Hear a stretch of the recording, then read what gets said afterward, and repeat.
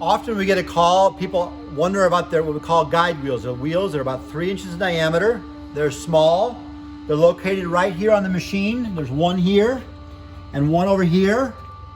They're designed so that when this machine moves back and forth, it just touches these wheels and they spin a little bit, and it'll keep the machine running true and proper. If this wheel, often what will happen if it's running on there too hard, it will destroy these bearings. This wheel gets all wobbly on this shaft here, right? Before you replace the wheel, it's very important that you check a few things. Check all these bolts here on every bearing, all the way on this side, that bolt back there, and the bolt back in the back there, right? You want to do that on every wheel. Make sure that they're all tight.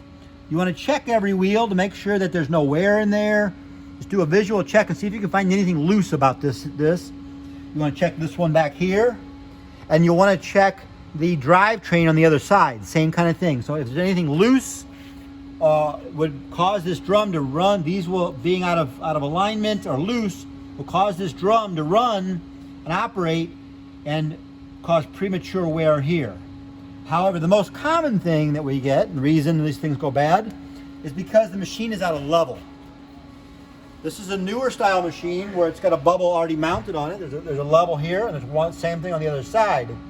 But you adjust your level by adjusting these feet here, just like a wash machine in a home. All of the Tico's machines we ever made have these feet on them, and they'll allow you to level that machine.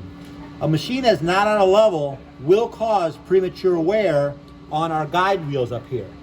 So checking the levelness and checking this general check on all the drive wheels, the big wheels here, before you replace the wheel is really important. Now let's talk about replacing the wheel. Tico has used these wheels for years, almost 20 years. And you can see right here that there's a wheel and it spins on this shaft right here. When you order, there's the shaft, simply fits in there, and you can put the nut back on. When you order guide wheels from Tico, most likely you're going to get not only this wheel, this shaft, but you're going to get this whole bracket here. And you can see this bracket holds, that's the shaft we were just talking about, that's the wheel, right? Same exact wheel. The only difference here is this bracket.